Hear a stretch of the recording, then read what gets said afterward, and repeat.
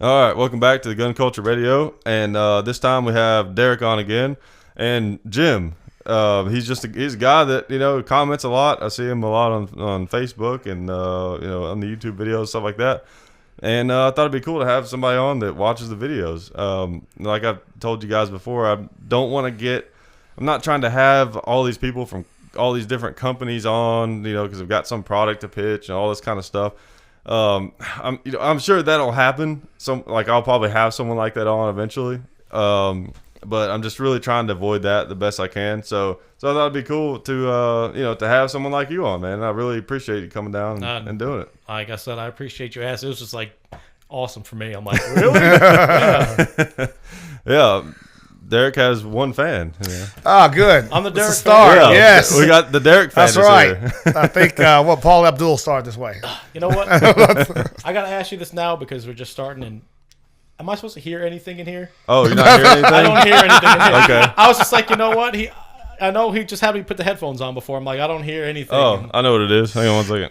Is that the one thing you forgot? I was like, I'm cool if I can, because I can hear you guys. But if you do have, there we go, I can hear myself. But if you have your dad call and I can't hear him, I'll be like, I have no clue. Yeah.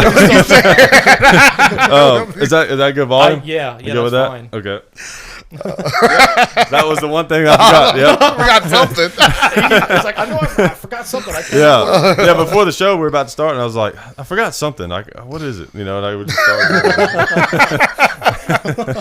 All right, so you can hear now. I can hear, yes. All right. Speaking of you being able to hear, now we can all hear the show on iTunes. Very So important. Yes. I finally got it on there. That was an ordeal getting it on there. To be honest, it wasn't as easy as I thought it was going to be, but it's on iTunes now.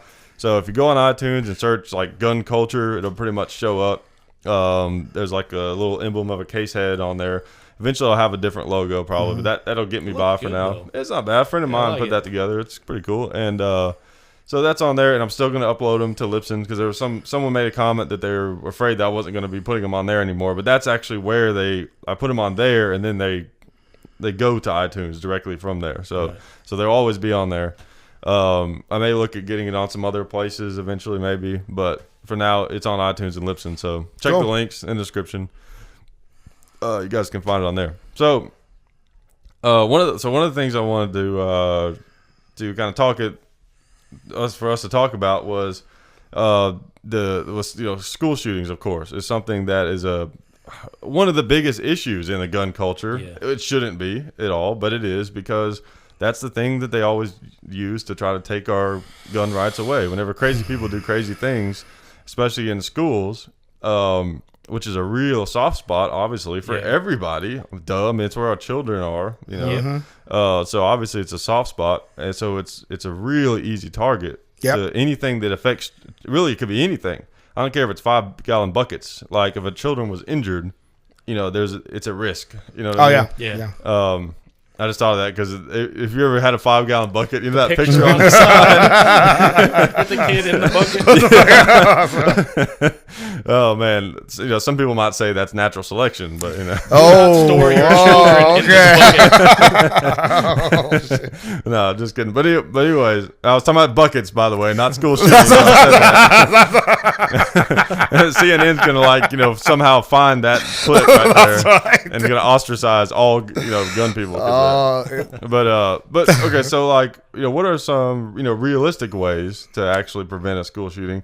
And of course, the thing that the NRA's big push was all about having armed security, courtesy officers, yeah. right? Which that's not a bad idea. All of us have worked security.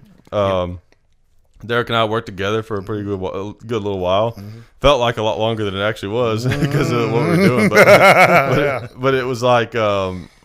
The thing is, here's the problem I see with security, at least if you're going to go that route, is I've worked several different kinds of security gigs. I've worked the gigs where things do happen, to where you don't even necessarily feel like you're going to be relaxed because things happen, and I've worked the kind where nothing ever happens. Right.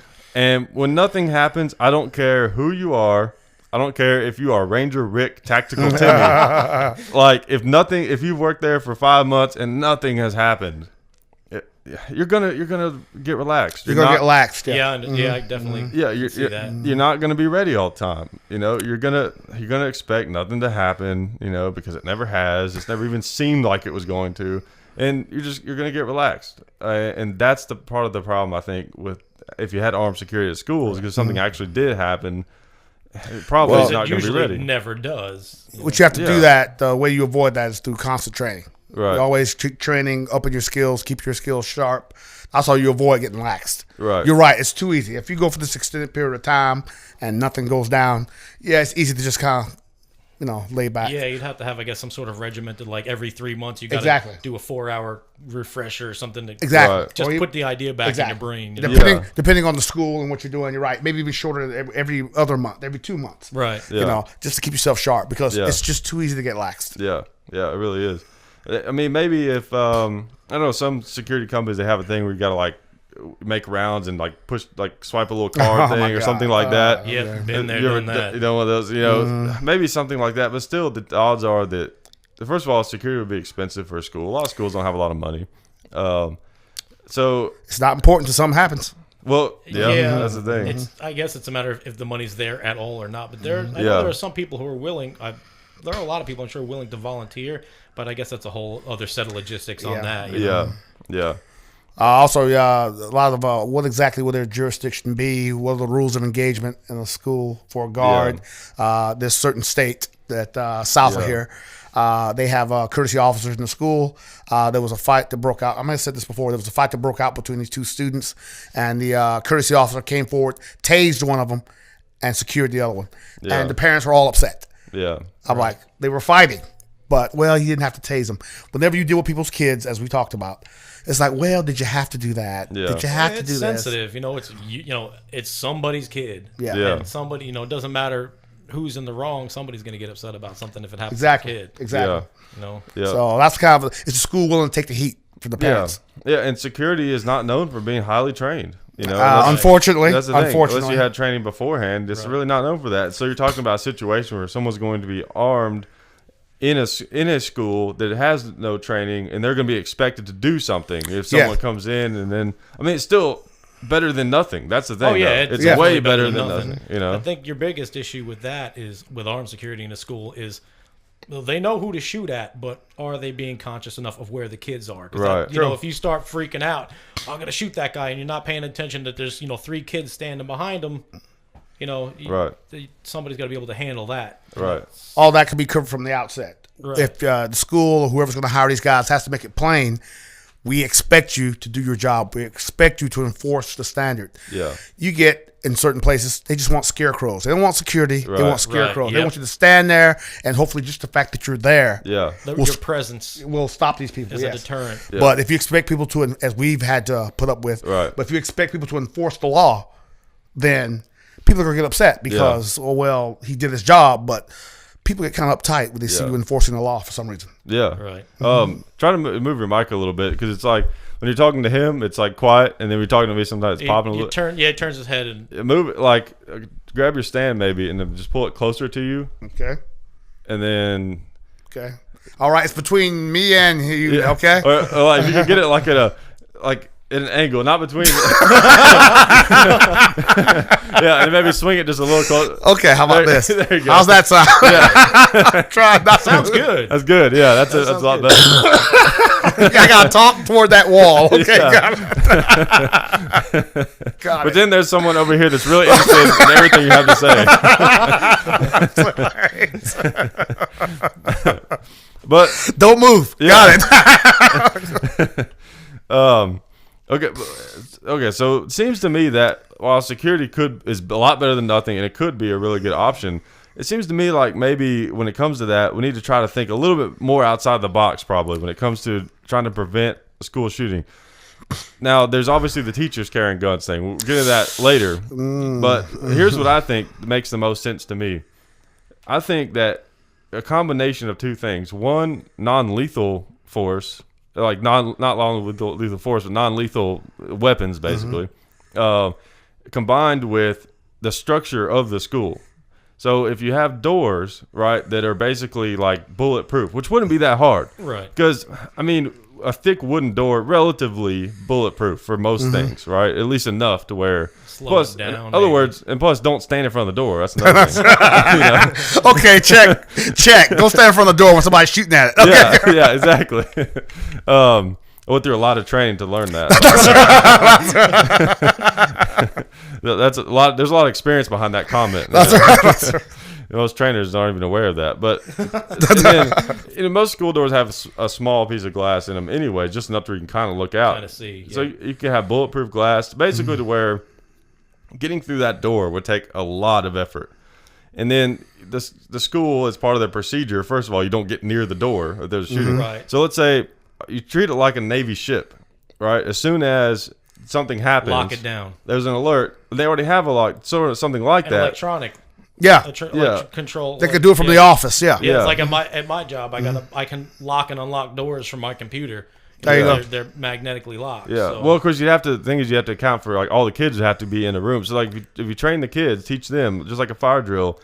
Whenever you hear this certain alert that comes over the loudspeaker, or if you hear gunshots, whatever it is, you run to the nearest room. It doesn't matter what room that is. Maybe if it's bathroom, it could be anything. The nearest room, you just run to it. And then then there's teachers who they look in the hallway and they see if some of this is already in place, and they see if there's any kids. They get all the kids into a room, lock the doors. And the thing is, once that shooter comes through, he's not going to have any targets. It's going to be really hard for him to get into the rooms. Only problem, well, if the shooter's one of the students, he's going to know this. Well, that's the thing, but it's still like a Navy ship, though, because if you lock it up, he won't get all of them. Yeah, you might secure him too. Yeah, right. Exactly. You can't get all of them, and so that combined with teachers being trained with like non-lethal types of weapons and things like. Some of it would be too expensive to where it'd even be viable. You couldn't necessarily have tasers, stuff like that, but you could do things like pepper spray. You could even have, I couldn't have a beanbag shotgun, of course, but some type of long range pepper blaster or something. Like someone could have something like that in the school.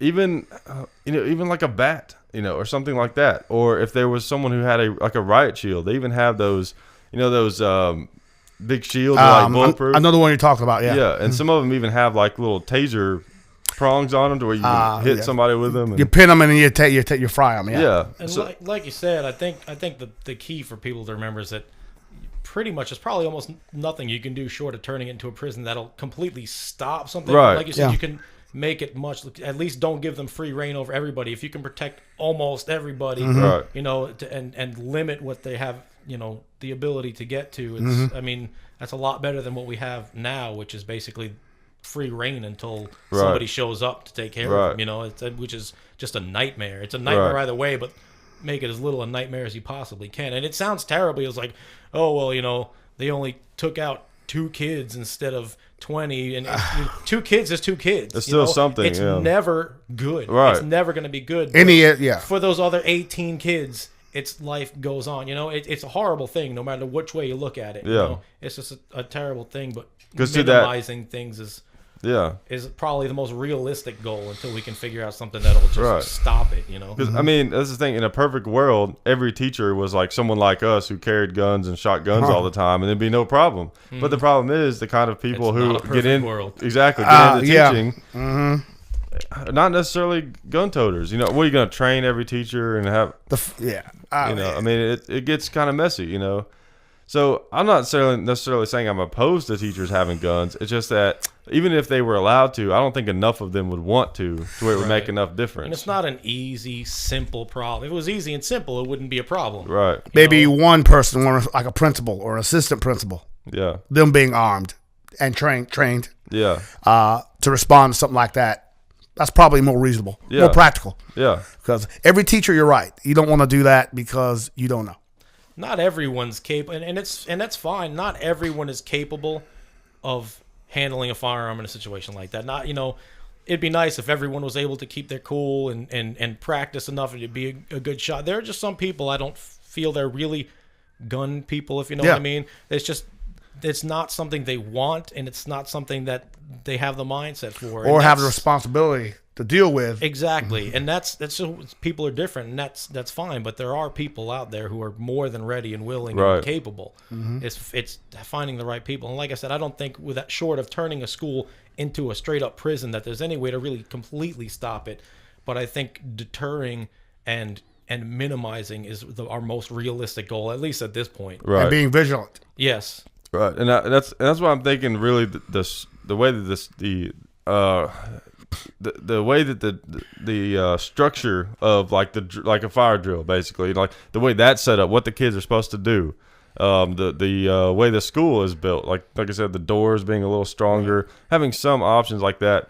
That's why I see that as being the best chance, really, because like we said, the problems with security is you got guards are going to be getting relaxed because nothing is likely to happen. Because school shootings, now they say, there's been 20-something shootings in Sandy Hook. Nonsense. They count like gang shootings that happen in the same area, stuff like that. Yeah. The strangest things, if it happened within 4 blocks of a school, or if it's in a college and it's in an area where there's housing, but it's like off campus, or it's a school shooting, it's ridiculous the way they twist statistics and real numbers to mean something that they don't really mean. Exactly. And so really they're talking about things that almost never happen. They're extremely rare events, so rare that we can really name every time it happens. We can tell you what happened and where it was. Yep. So the security guards are going to get relaxed. And even if they weren't, schools are big. Yeah. That's another thing. You can't be everywhere. Exactly.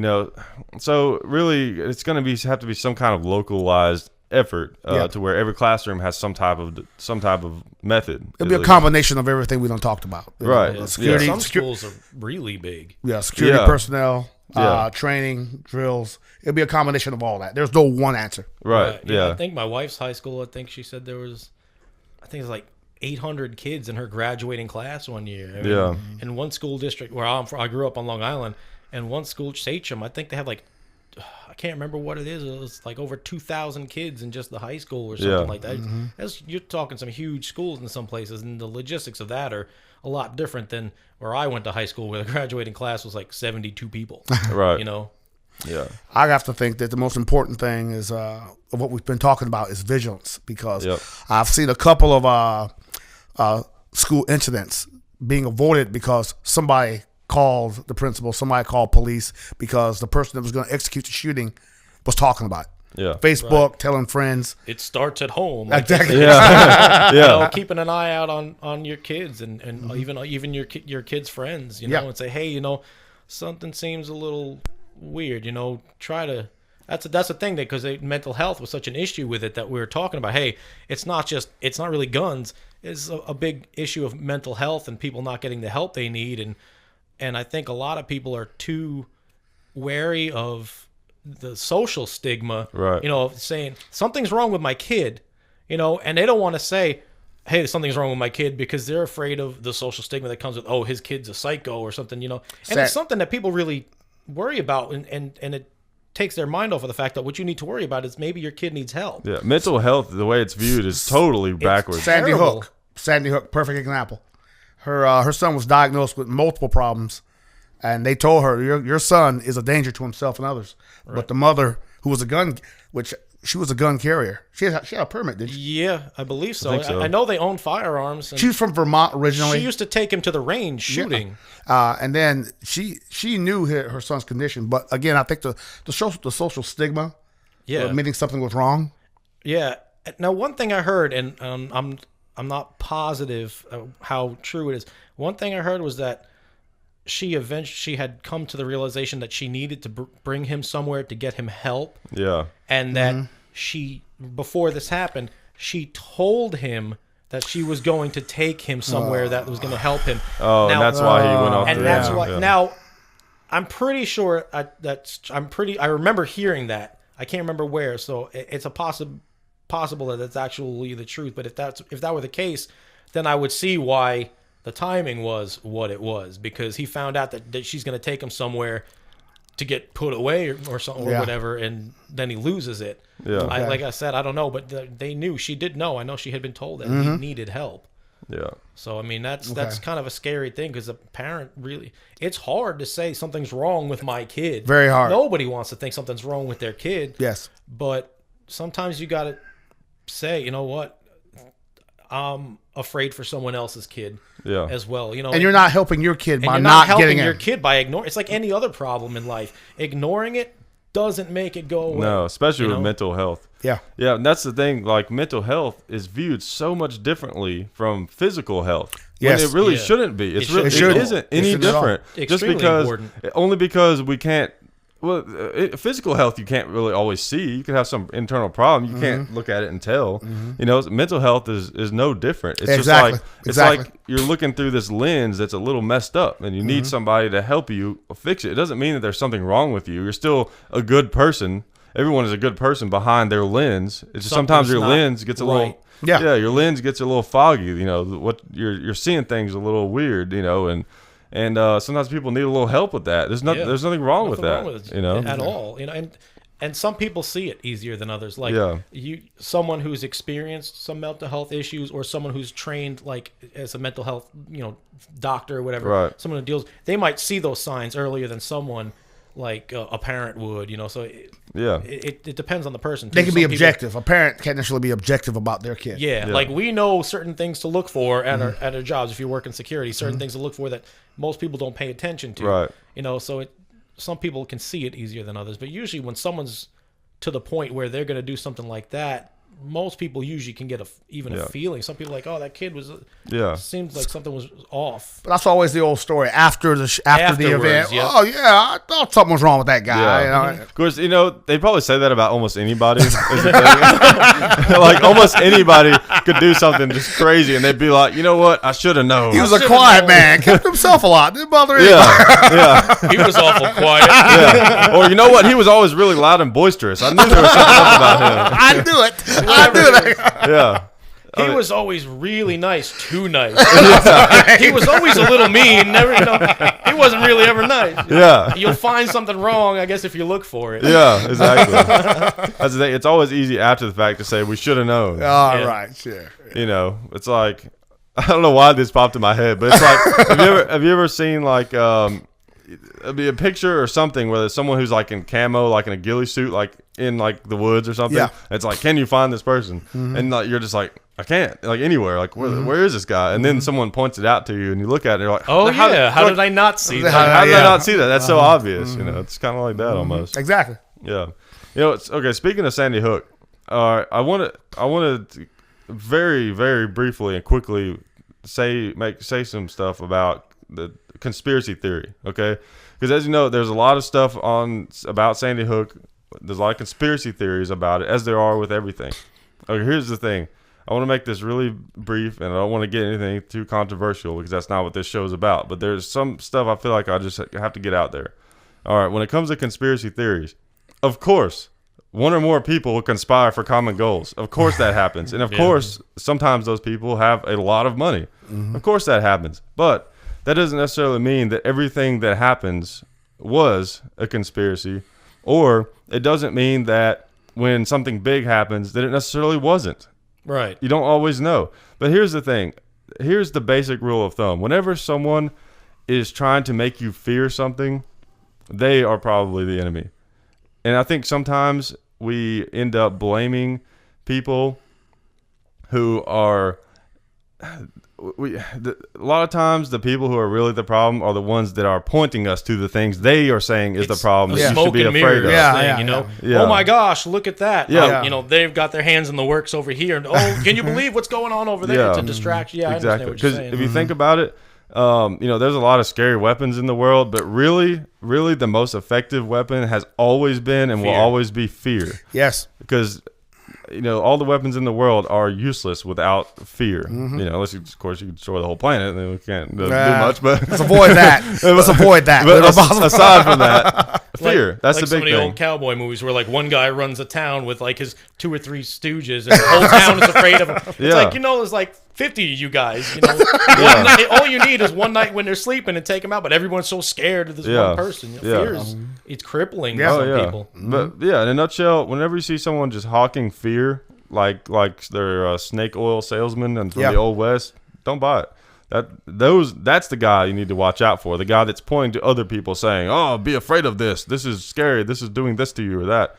those are the ones to watch out for sure. But when it comes down to it, don't like try to look at things on an even playing field. That's one thing that frustrates me sometimes is people let their political agendas or their emotions get involved, influence what they right. get out of something. When they're trying to look at something, like when you take a situation, it doesn't matter what it is, look at it like a detective. Don't look at it like you already have your mind made up what it is, and you're trying to just show that it's that thing. Look at all the evidence and try to decide, there's a lot of evidence that points to this. There's a lot of evidence that points to this. Not really sure. It kind of seems like this or that. I just encourage people to try to look at things like that. I think it's hard for some people, with certain situations like, a woman claimed that her husband beat her or something. A lot of guys will have the notion in their head already, that guy's a scumbag. Yeah, good and example. Now it's almost like he's trying to, we're supposed to go by the they say you're innocent until proven guilty, but so many times like public opinion is formed and you're guilty and you have to prove that you're innocent. And a lot of people don't understand this. They're like, oh, well, he did this and that, but he's not been considered guilty yet, but everyone's already said he's a scumbag, he's guilty, right, without, even listening to any evidence, you know? Preconceived notion. Exactly. Right. And now with social media and everything, you see something happen, all of a sudden Facebook's like, boom. And it blows up fast. Blows up, and everybody's, before any real information, any forensic, anything comes through, everyone's already made up their mind. Right. That's dangerous, especially for an innocent person, yeah, defending themselves. Marty Tankliff, you probably don't know, way back in the 80s, my aunt went to high school with him. He went to prison for 20 years for murdering his parents. A few years back, they found out he was innocent. Yeah. Of course. But he was in prison for 20 years because some people had it in their heads, I guess. And I don't know. It was a sad story. And that's what you got to worry about, is all these people thinking that somebody's, a horrible person and they're guilty before giving them a chance to explain themselves. And that can affect, I'm sure that affects a jury. Yeah.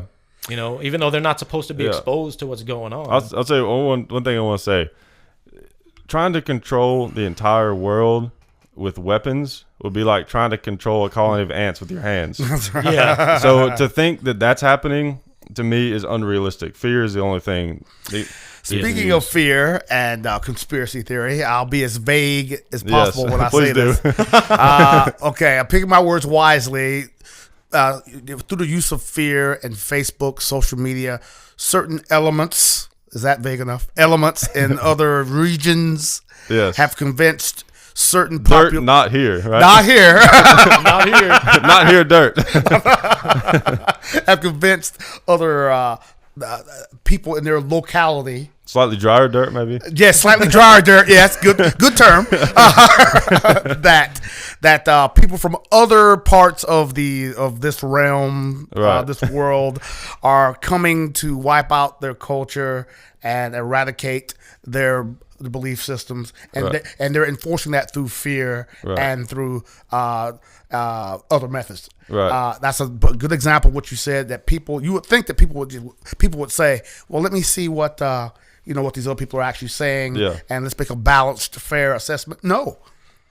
They've just said, well, these people have said this and that, and I believe it's true, so I'm with them. And now we shall go out and fight them. So that's like the perfect being as vague and as around it, tap dancing around it as much as possible. Yeah, that's exactly what you're saying. Yeah, on a broader world scale. Right? Was that vague enough? It was. So vague, I have no idea what you're talking about. Yeah. I mean, that's the idea. You have to watch out for just really buying into fear, whether it's the circus that is the news trying to make you afraid of everything, other institutions making you afraid of everything, and sometimes you have two different people try one thing, it seems scary, and then some other thing is telling you, that's really scary, and be prepared for danger, but fear is like poison, What's that movie? Woody Harrelson, Natural Born Killers. Natural Born Killers. He said he made a comment on the media. He says that the media buys and sells fear. Yep. All day, and that's exactly what they do. Yeah. So buy and sell a story. I mean, a long time ago, they used to kind of care about making sure that what they were putting out to the public was at least somewhat true. And now it just seems like as soon as they get any inkling of information, whether it's true or not, they want to get it out first so that people watch them, and that's 24-hour news cycle. It's rough. It's a dangerous thing too. I did a class when I was recruiting for this certain military organization, at a journalism class at this certain university north of here. We shall rename this. He's got your number. My God. They said the professor of that class said that we talked about that. It's called yellow journalism. They would talk about things that inspire fear, and that there's a quickness to report it. And I said, why does that happen? And she said, in media, there's a pack mentality. Yeah. We have to report it because if we don't, somebody else will. Yep. Mm-hmm. So you're forced to maybe sensationalize this and maybe make it more than what it is. Example, with that plane went run off the runway in LaGuardia. I don't think I heard about that. Well, day before yesterday, a plane landed at LaGuardia Airport in New York City. Right. It slid off the runway and bumped up against the bank. And 140 people got off and walked off into the terminal. Nobody was injured, no problems. Yeah. But it was breaking news, 24 hours. They kept showing the same thing over and over again. And they gave the story a lot of drama that it maybe didn't really have. Right. Yeah. It's like Harrison Ford. You heard Harrison Ford crash? Oh, yeah. And within an hour or two, it went from critical condition to he had a few cuts on his head. It's like my wife's like, he was in a plane accident. He's in critical condition. I'm like, what? And then I saw it on the thing, and it says he suffered some minor head injuries, and he's gonna be fine. And he's playing golf. That de-escalated quickly. Yeah. I mean, there's a rush to sensationalize. So. Mm-hmm. Yeah, there is. They take advantage of the fact that, naturally, a lot of times when a story first breaks, you don't have all the information, but they take advantage of that. Yes. They're like, oh, well, people get that we're not going to have all the facts anyway, so maybe we'll slip in a few exciting ones. Well, they speculate, and then what happens is that people take your speculation as fact. You notice that they always tend to speculate in the direction of stuff that people would want to see. Yeah. Yep. They don't ever speculate into where it's more boring than it might be. Well, okay, I got to say this. In defense of the media, which I hate doing that, is that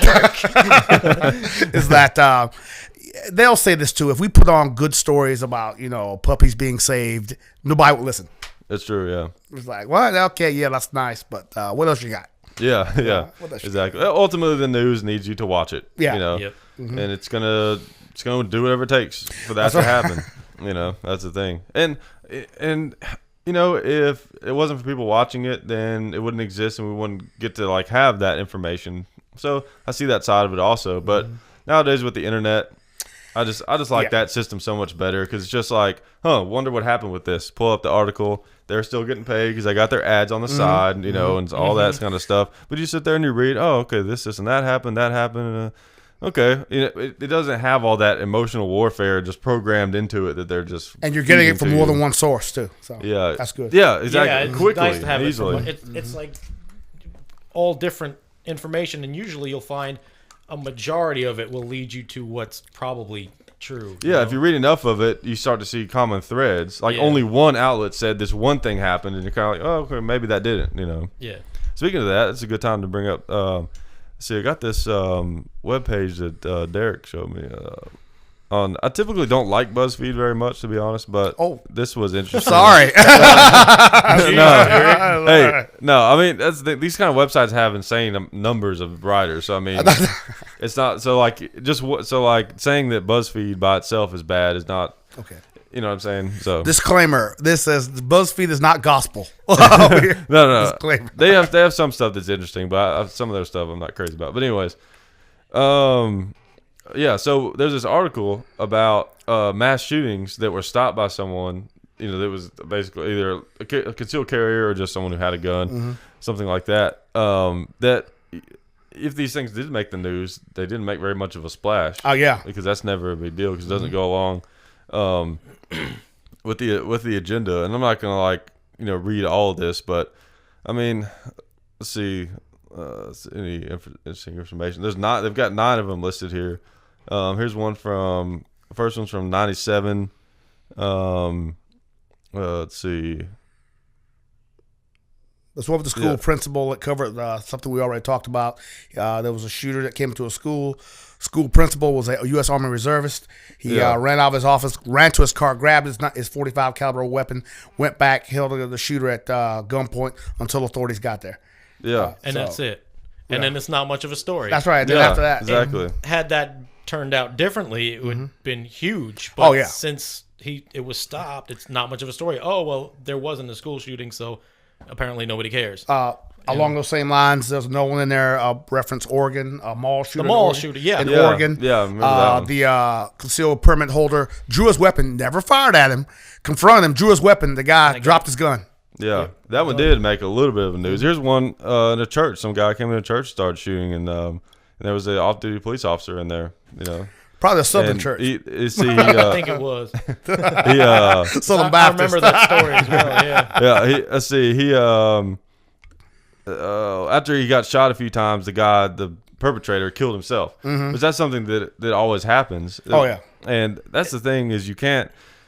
That's a great example of why you can't use laws to prevent people from doing these kinds of things. Most of the time they kill themselves. Why would they worry about breaking a law? A lot of the time, as soon as they're confronted, whether it's like at Sandy Hook or whatever, they're confronted by law enforcement or anyone with a firearm that's going to confront them and be a speed bump, and that's usually when they stop. They either give themselves up, or a lot of times they'll shoot themselves. Right. They don't want any resistance. They didn't have plans on making it out alive anyway. Sometimes, so that's when they'll take themselves out. And sometimes all it takes is the appearance of a gun. You don't even have to shoot at them. And it's happened a lot of times, but it's that Colorado shooter, the theater the shooter. He was all kinds of weapons, body armor, shoots down 16, 20 people. I think I was thinking it was less than that. It was several though. Then as soon as he gets outside, the police confront him. He throws his hands up. Yeah. Oh, okay, tough guy. All right. Yep. Yep. So, again, mental health. People with weapons can make a difference. This man, again, and his counselor, he had prior emotional issues. Right. And I think one of the school psychologists, school counselors had said that this man would have issues if he hadn't already. Right. But what do you do? Yeah. I think we covered that on one of these shows. Where do you draw the line? Yeah. At when this guy's crossed the line, and now we have to, take a legal action against him. Yeah. Which is difficult. Yeah, and and these kinds of things are great examples of why. Like, if these stories were to make it bigger in the news, the ones where some of the good guy actually did help the situation, they're great. Great. Obviously, they're on an individual basis. They're awesome situations. Lives were saved, but on a grander scale, they're great PR for people who carry guns because it shows. Look what can happen. It is effective. It does work. Yeah, responsible gun ownership. Yeah, here's a positive result of people carrying guns. It's not necessarily. Like if that never happened, we should still be allowed to carry guns. But there's a positive result of people carrying guns. Further in that article, it talks about how does concealed permit holders deter crime. A lot of law enforcement people believe yes, because criminals tend to go after their easier victims. Right. The ones that are going to cause them the least amount of problems. Yeah. Least resistance. That's the nature of it, really, is that. You pick an easy target. You don't want you want somebody's money, or you want whatever. You're not going after somebody who's going to give you a hard time. Be like, let's find a challenge. It ain't the movies. It's find the easiest, weakest target. Yeah, that's why when it comes to your security system, you just have to have a better security system than the value of the stuff you have in your house. That's it. Or a better system than the guy next door, right? Yeah. Let me say this as far. I gotta say this. I'm not necessarily a fan of open carry if it's not part of your job. Right. In this certain town that should remain nameless. Well, I'm a fan of it being legal. I'm not crazy about people doing it. I think it should be somebody's choice. Yes. Yeah. Okay. I don't think you should take the right away from anybody, regardless of how you feel about it. Yeah. Good point. But I don't really like that people do it that much. Yeah, you kind of draw maybe the wrong competition to yourself. Yeah. But this individual in a certain street in a certain town. Yeah. This guy, he was an older gentleman, walking up the street with a Glock, open carry on his hip. I went, guy, good. More power to you. Yeah. But you're making yourself a target. Yep. The minute people see you have a weapon, you got some criminal minds who feel like, well, he must have something to take. Yep. And it may not deter people. Well, it will deter some, but others will just make them think of better ways to rob you. Right, and they know that at least they get a gun Exactly. if they rob you. So that's the problem I have with open carry. I mean, you can make yourself a target. Yeah, and if you read comments online about it, there's a whole lot of arguments about saying, well, if they see someone with a gun, they say, I don't want to bother with a guy with a gun. And then some people say, well, if they see you have a gun, then you're the one they're going to take out first. So it's I think it's kind of like almost like a washout. It's personal choice. Yeah. Personal choice, but it does. It seems to have more negative impacts, though, just socially and culturally. Than it does socially, because I don't positive. think a lot of people are ready to see that. Right. Sadly, because when I see somebody open carrying, I'm like, oh, I don't got to know where. If the guy had something to hide, he surely wouldn't have his gun out where I could see it. So I don't think anything of it. But for people who are not as people who don't understand the way carry laws are, and people who normally carry a gun every day, they don't realize that every day they might see 20 people in their daily goings on that are carrying guns, and they don't even know it. They see someone with a gun. Some people are like, oh my God, that guy has a gun. It's a different mindset. It doesn't bother me, but I think there are some people. I think socially, for a lot of people, it's unacceptable, and it makes it harder for us to you know what I'm saying? Yeah. I don't think some people are ready for it yet. I think and when you run into people like that, it's how you carry yourself, how the person carrying the weapon carries himself. Right. If you carry professionally, responsibly, people won't have a real problem with you. Yeah. Yeah. And for us shooters, because our hobby and our right to self-defense is constantly under scrutiny, PR is really important. Yes. It's really important, like how we carry ourselves. Some people are like, "Oh, forget that politically correct Act stuff. responsible, I don't care." Yes, like I don't care. Like the Constitution says we have the right to do this, so I don't care. What people. Here's the thing, like we want them on our side. Yeah, rights. Honestly, like people argue about you're born with rights, all that kind of stuff. I mean, here's the thing, like.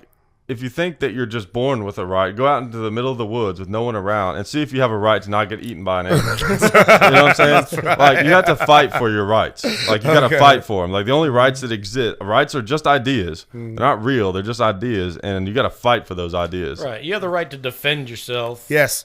But, nature gives you that, I don't want to call ability. it a right. Yeah, nature says you need to defend yourself. So certain animals have claws and teeth, and humans have brains. Yeah. Because we certainly don't have the but we're not entitled, is what I'm saying. Some people think that we're entitled to certain things, but but society. It's something that shouldn't be taken away from us. Exactly. Nobody has the right to say you don't have the right to protect yourself. Yes. Exactly. And that's where but people try, so we have to that's why we have to fight for it. We can't just say, "Oh, no, I decided we have this, so I'm just going to give up." No, that's why we have to fight for it. And we have to think about PR and like how we're seen by other people. Exactly. And there's always somebody watching you too. Yeah. Anybody trying to take something away from you that protects your very existence, I've got a problem with. Yeah, exactly. It's like you can't take that away from anybody. Everybody has, and when you say right, it's like not like something written down, just like a natural.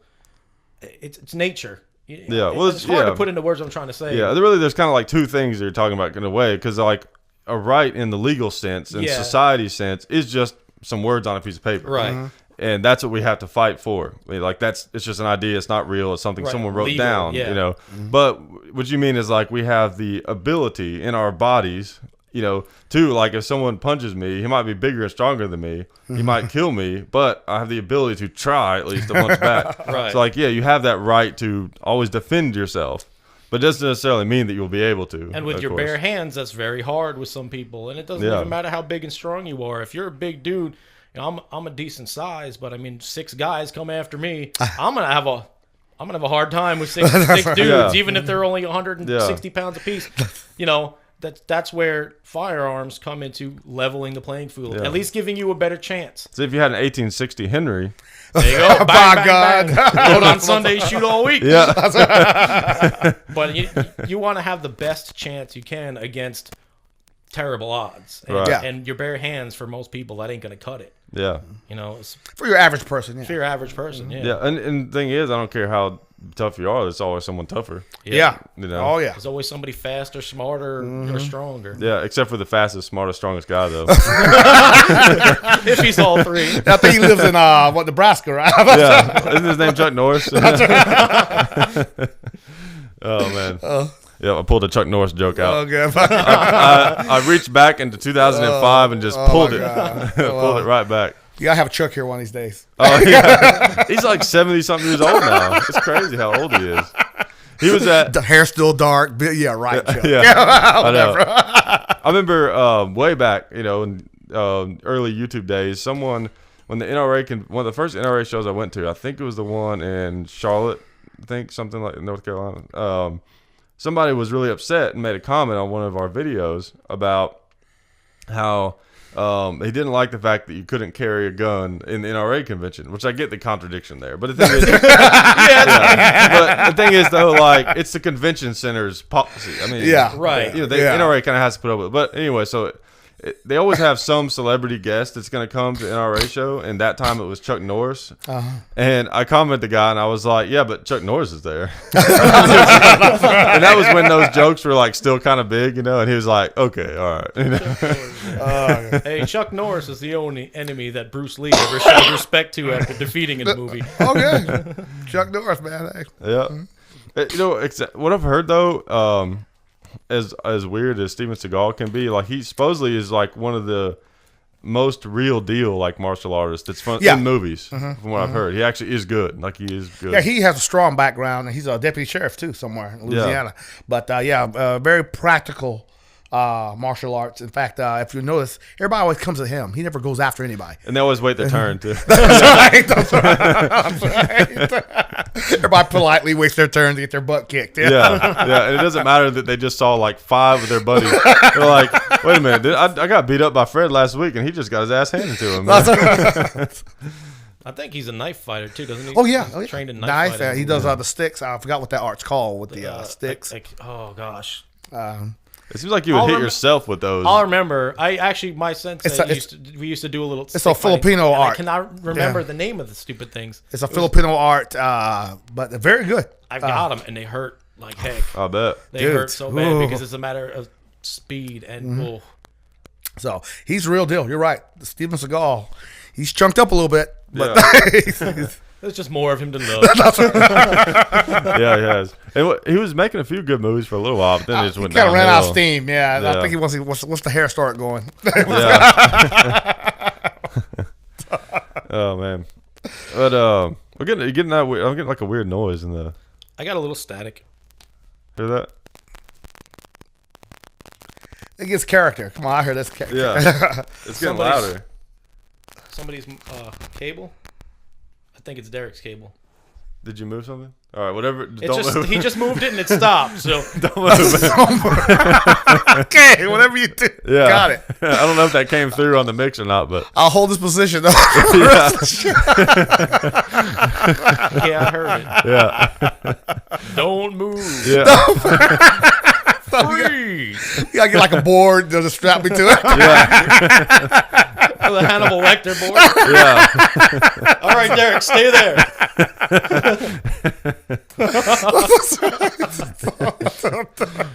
We'll just get you a hospital bed to sit in.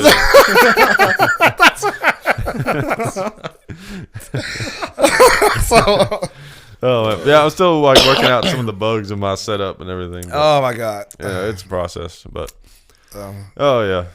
What were we talking about? Oh my god. But so yeah, let's see what else did I have in my handy dandy notebook over here. Blue's Clues reference.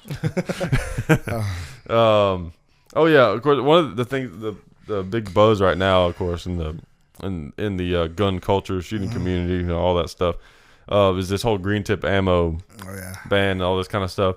We're preaching to the choir, and it's obviously everyone knows by now, especially about it and how ridiculous it is. Because the whole reason for it, it's kind of complicated with because it has to do with the handguns and the AR pistols. The original law, I think it was not. I can't remember the year. It was the Law Enforcement Protection Act. I think it's called. It's pretty old, isn't it? It goes back. Yeah, I think it's an 80 something, or I can't remember the year, so I don't want to say a year. But basically, it says that any armor piercing, anything that'll pierce body armor, any handgun ammunition that'll pierce body armor, like soft body armor, like 2A body armor that the police would normally wear, you can't have it because it's quote unquote armor piercing, even though it's hand. But what they're trying to do is because now the big thing with the AR pistols and everything is it's an AR pistol, so it's a handgun. You know, unless you put it on your shoulder, then all of a sudden it's a short barrel rifle. But we know how they are. But they're saying that since the 5.56 can be shot out of a handgun, that now, and it defeats body armor designed for handguns, that it's armor piercing. Yeah, I'm doing my little Austin Powers. It's armor piercing because it can pierce, but it's a rifle round. It was developed for a rifle, and they're making AR pistols now, and they're an AR pistol, calling it a pistol. It's technically a pistol, but it's we all know what it really is. So really, in reality, those crazy SBR laws are the problem right now. That's what's causing all this. Exactly. So let's get rid of that. That sounds good to me. But just saying, and what they're trying to do is change it so that it says what the spirit of the law is: any cartridge designed for a handgun. So your typical 9mm, 357 won't pierce his body armor, whereas we know the 5.56 was not designed for a handgun. And as far as I know, the armor piercing law states that anything above 22 caliber. So I believe technically it really shouldn't even count anyway. Yeah. But they're really kind of twisting the words of the law to work in their favor. Yeah. When any rifle, anything designed for a rifle, even a little bitty 5.7 round is going to go through soft body armor. It's a rifle cartridge. 30-06 is going to go through body armor. That it's just silly. We all know it's ridiculous. It's just a reach at things, and is what it seems like to me. This brought something up. I'm sorry. This is off subject. I heard somebody in a certain show talk about this, the militarization of police. Yeah. Like all the body armor. Michael, you moved. Damn it. Don't move. The militarization of police. Right. Somebody was complaining about that police are looking too much like the Army now. Yeah. With their armored vehicles and their military-style body armor. I said, I can't believe this is an issue. With the body armor, well, I take that back. With some of the body armor that police wear now, 5.56 will bounce right off of it. I mean, the plate carriers and stuff. Yeah, the plate carriers. I mean, the stuff I wore in Iraq. If you didn't have an AK round, it will stop 2 AK rounds. Yeah. Right. Now you're like a turtle walking around, but but 5.56 won't do anything to it. Yeah. So. It's one of those things I'm kind of torn over because, I mean, honestly, what cops are facing nowadays is pretty different from what they used to face. Yeah. It's kind of like I can see where some people's concern is, and I can kind of understand why at the same time. It's kind of like one of those touchy things. If I felt like more of our rights were being respected and there was more freedom, of the people, and there wasn't like a war on everything, then I wouldn't have a problem with the police be as militarized as you want. I don't care. You know what I mean? Like, I don't care. Have tanks. It doesn't bother me. When they do, actually, some of them. So, like, it's the reason it scares people is because there's so many things that, like, lots of people want to enjoy that our government wants to try to take away from us. And so it makes you scared. You're like, you see, like, that guy over there, he wants to take this thing from me that I'm doing that I'm not hurting anyone. And what are you going to do to stop them? Yeah, exactly. So that's what's scary about it. But if they would actually respect people and not treat them like children, then sure, I don't care. I'm on the police's side. The government's not good at treating people like adults. No, they're not at all. Well, at the same time, though, if like the Boston bomber, if the cops face these updated criminals with their updated weapons, and they're not prepared, all of a sudden, it's a little too close. You're messing with me, right? No, if the cops aren't prepared to take on the new criminals and the new weapons we face now, now all of a sudden the Keystone Cops, they're not prepared. I mean, which way is it? Yeah. Like I said, it's kind of a touchy thing. It's a balance there, And like I think a lot of the problem people have is the potential of what they can do with what they have. Right. Be like, well, what can you do against these people? At the same time, some people say the same things against us carrying a firearm. Hey, you carry a firearm, you could just go off and kill a bunch of people. Yeah, I have the potential to, but that doesn't mean I'm going to. So it's really kind of there's so many things that aren't just black and white, cut and dry. It's so many gray areas and so many things that it's kind of hard to find a one good answer that everyone's like, yeah, that works perfect. Yeah. Because there's nothing that's perfect. It's a matter of finding what works best for everybody. Yeah, and instead of some people do, of course, but a lot of people want to fight over all these like issues and get angry with each other. Instead of just having like casual, calm debates about it like we are and stuff like that, people want to get angry. No, shut up, John. Yeah. You're an idiot. Get out of here. There's middle ground. There's middle ground. Yeah, there's always middle ground. Our police do have a need to have upgraded weapon systems and armor. Definitely. Yes, they do. Especially with the access. Okay, I sound funny saying this. With the access we have, the weapons today, yes, the police need to be prepared to deal with it. But yeah, I would much rather feel like I get to have most of the guns that I want to have. Mm-hmm. And fine, police, they want to prepare themselves for that. That's good. You know what I mean? It's like, why don't we all just have most of the same stuff? That's fine with me. That's fine with me.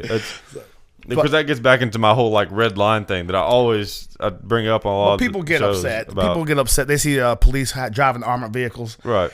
Can there be overuse? Yes. Yeah. Because stuff you used to see just uniform officers taken care of. Now you got the SWAT team. Right. Or the tactical team right there.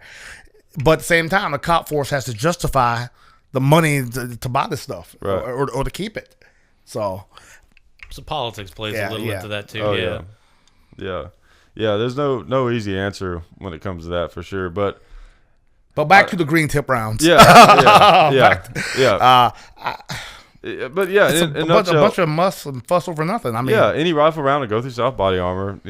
And the thing is, okay, well, why didn't they ban all bullets whenever cops didn't have body armor? Right. Or any Spitzer bullets now. Any pointed Spitzer bullet right now is going to do the same thing. So, I think, well, some people were saying, and like, I'm not saying I buy into this or don't buy into this, with the 7.6 for the AK, the 5.45 round, that has the steel penetrator in it. They're saying that they got rid of that because it's considered body, armor piercing. Yeah. And that's why they banned that. But it's really, it's the same as anything else. It's all going to pierce that same body armor. But I think some people are saying, oh, well, they went after the 7.6 first because not too many people care about it. And there wasn't such a big fuss about it. Right. And then, well, if they got away with that, let's go after the green tip. And now everyone's making a big fuss of it because, a lot more people have ARs than AK-74s. Right. So, I mean, whether I buy into that or not is really irrelevant. But, it's small doses does seem to be the way that they try to take away our rights. Piece by piece. It sounds like the same argument they had back when I was a kid in the 80s about black Talon rounds. Oh, black Talons, right? Like, oh my God, Jesus. Cop killer round. All they had to do was change the name of it. Change the name and take the black Lublox coating off of them, which is basically what they did with the Ranger series. They're basically the same thing. That was like, it was like the end of the world, but. That was blown out of the cop killer. They called them the cop killer bullets. Yeah, right. Yeah. Anybody can buy. Thank you very much. Well, it's like in New Jersey. I'm thinking it's still in New Jersey, right? Like hollow points are illegal for civilians. I'm not sure. Pretty much, I don't know. Sometimes sure. I think everything's illegal in New Jersey. Yeah. I grew up in New York, so I was real close, and there's not a whole lot legal in New York anymore either. But yeah. But that's what's crazy to me is like, because hollow points are something that some anti-gunners out there want to ban. Hollow points are about safety.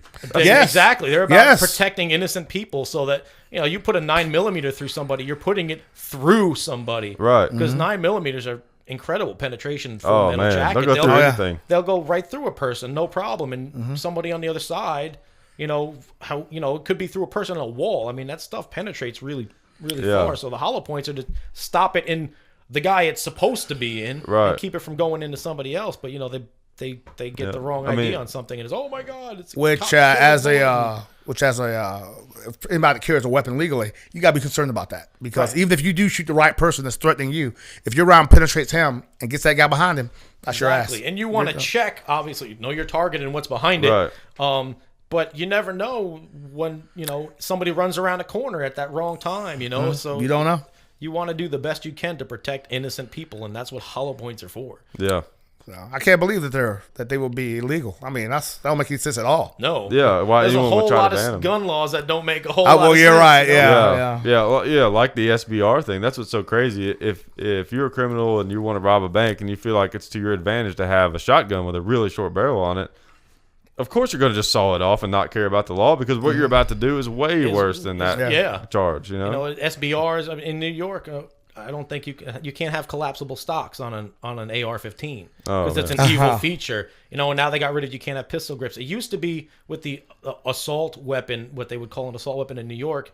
It was you could have like one military feature or something, or two military features, and that was it. anything more than that was illegal, and now it's like 1. So like you can have. Actually, I don't even know if you can have 1 anymore. I think 1 thing makes it an assault rifle and it's illegal. So they can't even have like a pistol grip on an AR crazy. there anymore. Whoa. No pistol grip. So they got, if you've ever seen like new Safe Act legal ARs, they got all these gross. goofy looking stocks on it, all so that you can have an AR in New York because you can't have a pistol grip because a pistol grip makes it far more dangerous, right. than it was before. You know what they say? Stock. Oh God, my kid can shoot this and I can shoot it. Yeah, that's so dangerous. You know what they say about pistol grips? One of the reasons the anti-gunners want to ban them is because they can be shot from the hip easily. Oh my God, that's actually what they say. All right, you're reaching. How do you have conversations with people like I know, that? I know. It's like they can be fired from an extremely awkward, inaccurate position easier. Okay, I gotta say this. People who feel that way. Like I said, you're never going to change your mind. No. There was a time after I got retired from the Army that I was like, guns bad. Oh, my God. But that time passed, thank God. People feel like guns and weapons are devastating, and there are too many people out there who aren't responsible, who aren't doing the right thing, and people who don't understand weapons. That's what causes the people that we talk about here that are anti-gun. And the thing is, at least in your example, you saw nothing but the bad side of them for a long time. Yes, I mean, the environment I used was not the environment where I employed weapons was not here. Right? Yeah, it's a lot different. So I was like, oh my God! But then once I came back to the States, well, maybe guns are good. Yeah, maybe that's a good thing. I don't know. Yeah. So I came around, but again, people who don't maybe don't necessarily have that background might not feel the same way. I think that once you get victimized, maybe you realize that weapons are a good idea.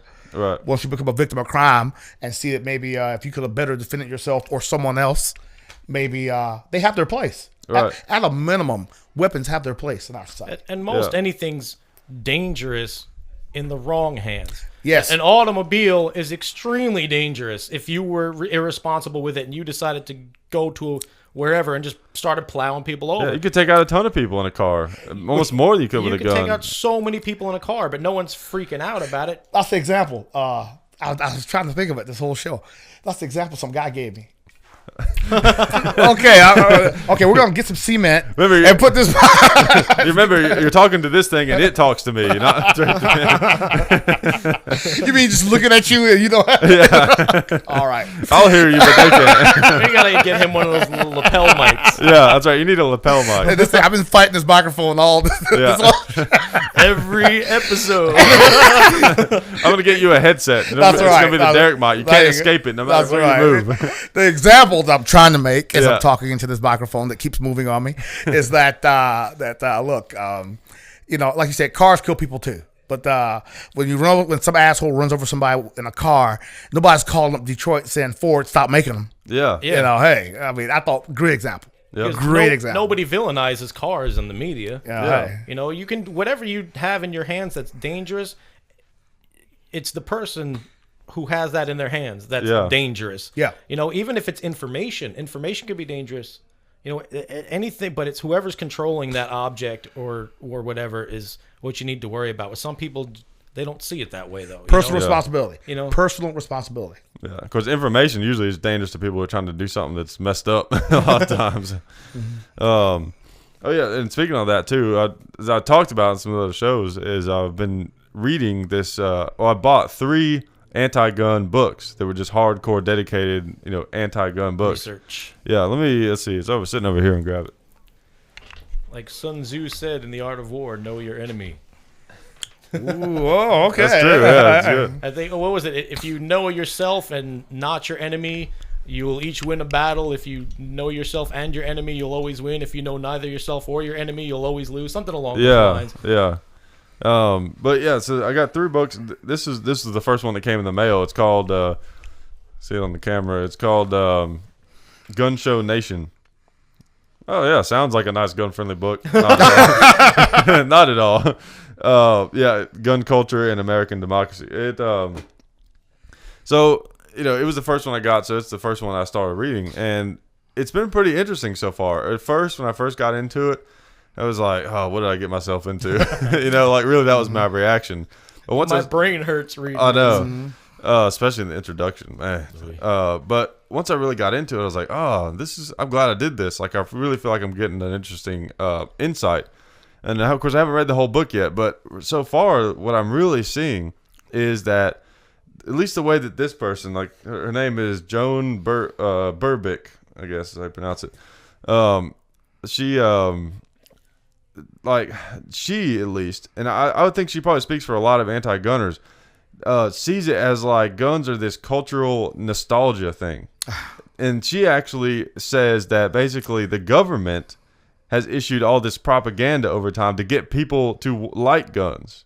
Except for it's like she's saying like the opposite of what we think. Yeah, exactly. She's saying like the opposite of what we think, you know? So like she goes through all this stuff to make these, because of Buffalo Bill and all this kind of stuff, saying like, oh yeah, guns, you know, where the violence of the Old West was glorified, and you know, gun ownership and shooting was promoted, you know, as propaganda to distract people from the problems and the violence in the world, and all this kind of stuff. It's just like, wow. And then she talks about going around to gun shows, and she said like a lot of white men that feel they need guns to protect themselves from minorities. Like literally said that. Like literally. Yeah. Don't tell Derrick. Yeah. That's crazy. Yeah. So like, and what's crazy is, like, the very people that claim to be on their high horse, right, about being progressive and accepting of all people, like, if I had $1 for every time she used the phrase white man, like, it's crazy. Like, every time she mentions gun owners, she doesn't refer to them as just gun owners, white men. I'm serious. Like, it's like, you know, white men with guns do this. White man with guns, they want guns for this or that, this and that. All right, here we go. It's like... It's crazy. It is crazy. Like how, you know, and gun owners are like any other group in the world. There's always going to be, you know, for the most part, most groups of people, there's good people and there's bad apples. There's, you know, just because you're a gun owner doesn't mean you're a good person. Yeah. But, you know, most gun owners I know, just regular people, normal, nice guys from all walks of life. Yeah. Different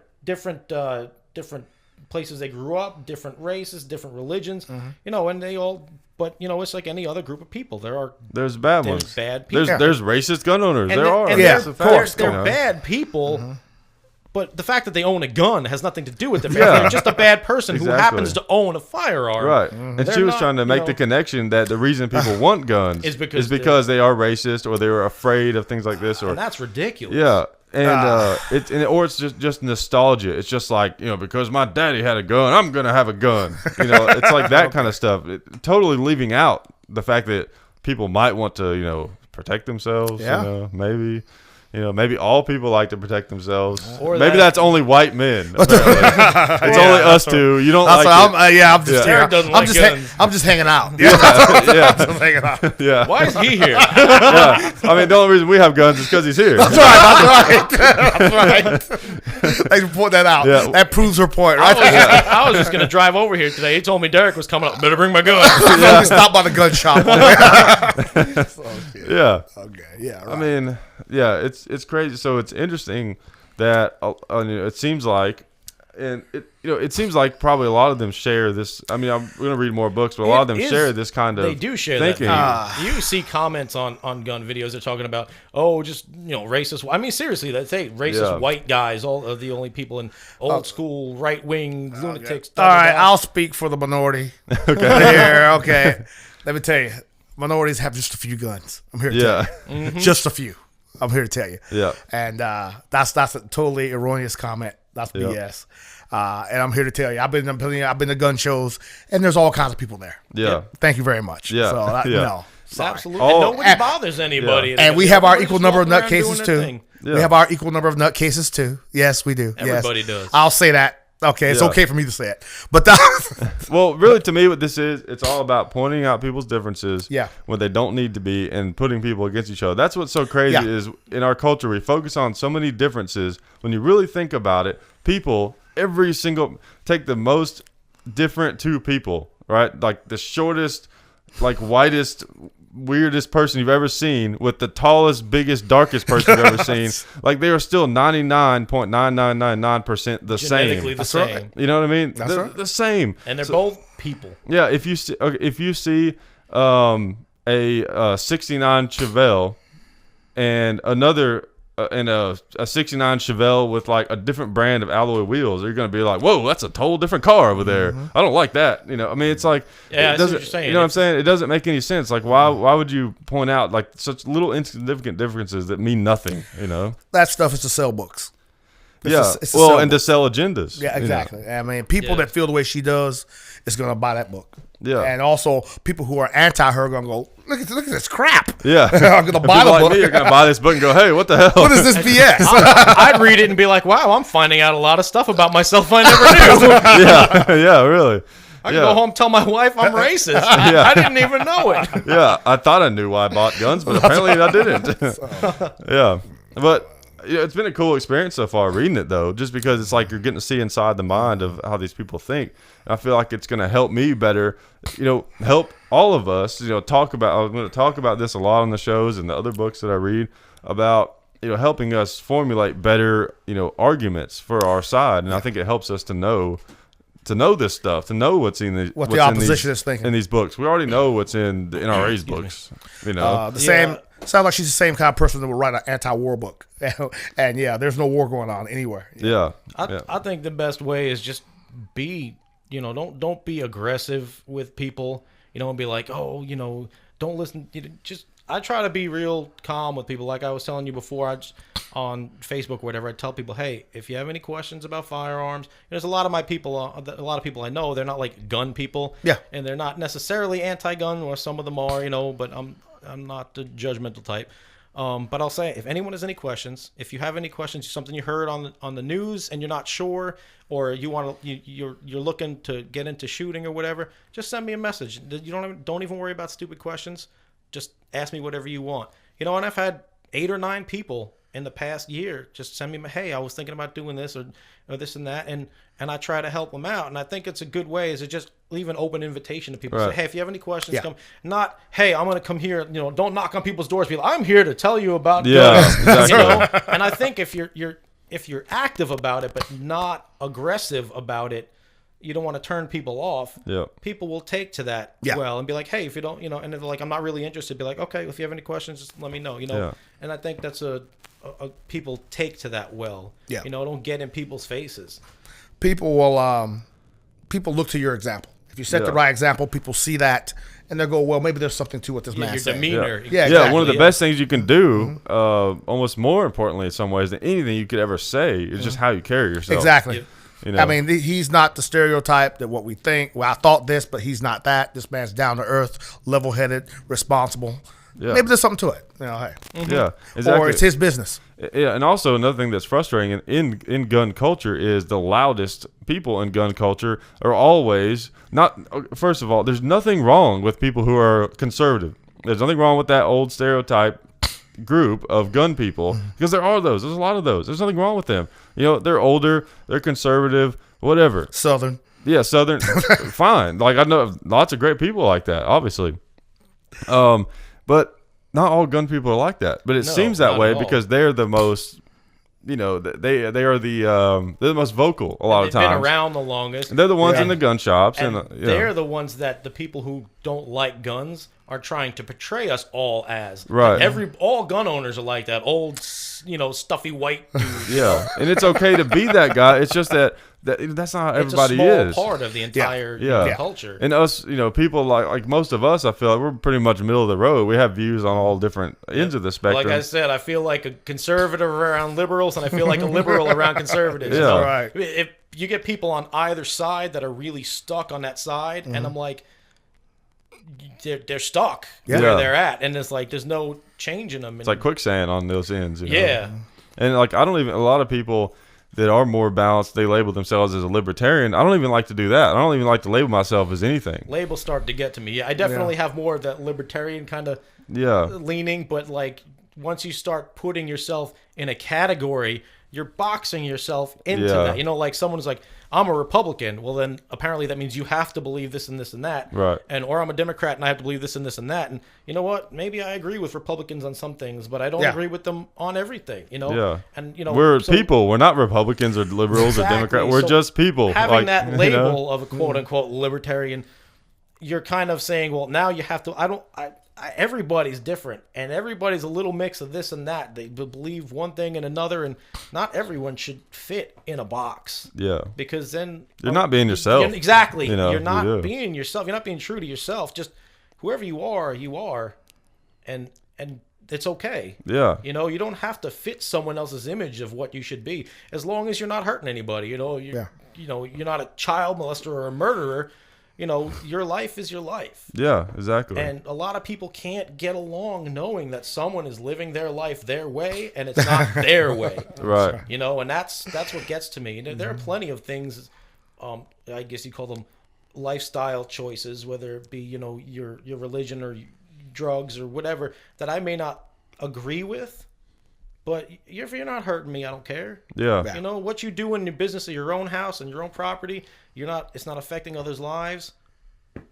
I wouldn't want you imparting your lifestyle on me if that's not the way I want to live. So, you know, live and let live. You know, but so many people can't do that. It like makes them itch that someone doesn't want to live the way they do. Yeah. You know, and do everything the way they do. Yeah. And that gets to me. So I totally understand that. I think that camera just kicked off. Okay, I just heard this beep on the side. What's that mean? I realized one of the things I forgot to do was see that plug down there, not plugged in, so it ran out of battery power. That's right. So right now you can basically do whatever you want, and no one's gonna know. Good. All right, finally. Don't stick your tongue out at me. Hey, quit flicking us off. That's Come right, on. by God. Have some respect. No more fighting. They can't see me fighting this microphone stand. Yeah. But good point, don't man. make kissy faces at me,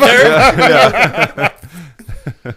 Well, I guess we're about ready to wrap up anyways. Yeah, man, I appreciate being on the show. Yeah, definitely. That's great. We'll do it again sometime, man. That would be awesome. I don't mind making a ride. Like I said, I'm used to driving to New York and back. Yeah. So I'm used to 12-hour drive. So 2 hours and 45 minutes is like nothing to me. Yeah.